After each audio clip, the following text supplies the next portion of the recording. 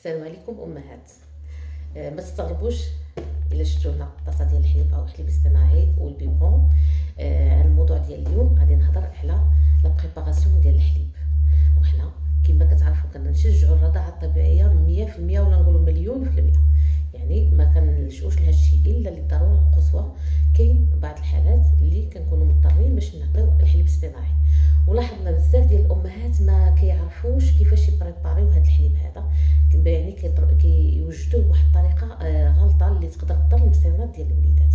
داكشي علاش قلت ولا بد ندير هذا الفيديو هذا القصير باش نفسر لكم فيه كيفاش يعني الطريقه الصحيحه باش نوجدوا هذا الحليب هذا، ونعطيكم شي معلومات عليه باش تكونوا عارفينها. دونك اول حاجه هاد الطاسه هذه يعني خصنا ضروري منين ناخذوها نشوفوا لا دات دو بيرامبسيون، يعني تاريخ الصلاحيه، انتهاء الصلاحيه. خصو يكون على الاقل واحد من شهرين 3 شهور يعني القدام، ما يكونش فيه زعما قريب، يعني التفادي ديال انك ما تستعمليش ويمشي عليه زعما ويتسالى تاريخ الصلاحيه ديالو.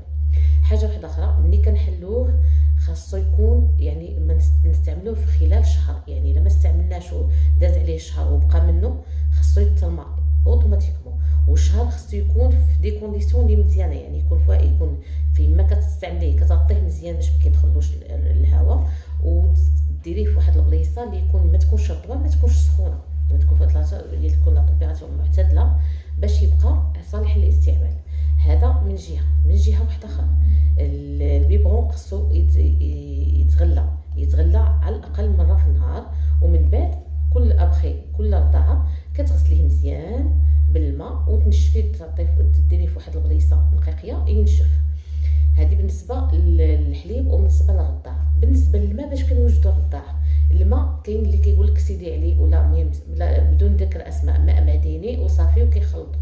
اول حاجه الماء المعدني ما تا هو خصو يتغلى باش نتفاداو هادشي كامل، سواء ماء معدني ولا ماء ذربيني خصنا نغليوه بحال غادي ديري اتاي، يعني حتى يفتح حتى يطلق السبوله، عاد ديري به الحليب باش كنتاكدوا بان جميع الميكروبات اللي فيه ماتت. حاجه واحده اخرى، الدوزاج عندنا هنايا البيبرون فيه بزاف ديال، فيه واحد يعني هي 30، فيه جوج هي 60، وحنا غاديين. وهنا في الحليب حتى اللي ما عرفتش كاع وما عرفاش راه كاين كلشي مكتوب هنا في طاسه الحليب، يعني 30 شحال خصها من معلقه، 60 شحال خصها من معلقه، يعني 30 خصها معلقه مسوحه، 60 خصها 2 معالق مسوحين، 90 خصها 3 معالق مسوحين، على حسب اللاج ديال البيبي. يعني فاش كان في الاول يلا الاسبوع الاول ولا الشهر الاول كياخذ في داك الاول 30، من بعد حسب احتياجاته من بعد كيولي 60، وهكذا كل ما كيكبر كل ما كيزيد يحتاج حليب اكثر. دونك الطريقه هي انك تحلي الحليب هذا للطاسه ديال الحليب، يعني هي كنلقاو فيها واحد البلاصه. اولا هذه خصها تحيد، حيت الا بقات غتغطي لك البليصه فين كنمسحوا.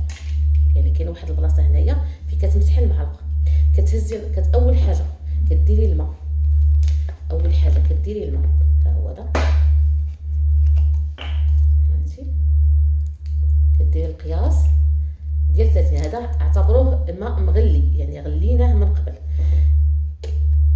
صافي كديري المعلقه هكا، ما عندكش هنايا باش كتمسحيها بهذه، كتمسحيها بالغطايه هكا. بعض المرات كيكونوا طاسات عندهم واحد الطريف هنايا كتمسحي فيه باش كتولي المعلقه ممسوحه، ما عندكش الغطايه ديالها كتمسحي كتجي هكا ممسوحه، يعني ما زايداش وصافي، وكتحطيها. كنعاود نشد الطاسه ديالي باحكام، ياك كنشد هذه. عاوتاني كاين حاجه واحده اخرى هي طريقه التخلاط، ما كنخلطوش هكا، كنخلطوها طريقه دائريه صافي باش ما كيتكونش في داك الفقاعات وكيدخلنا الريح بزاف المعده ديال البيبي ديالنا. حاجه واحده اخرى، كاين هذا النوع ديال لي بيبرون فيهم هذه اللعيبه هذه من الداخل كتقلل داك الفقاعات وكتقلل لي غاز، يعني البيبي ما كيرضعش بزاف ديال لي غاز ملي اثناء الرضاعه. بالنسبه لهذا الشيء هذا هو بالنسبه كيفاش نوجدوا الرضاعه. كاين شي وحدين الاغلاط اللي كيديروا هي انهم كيديروا الحليب هو الاول عاد كيخويو على ما طايب، هذه طريقه خاطئه.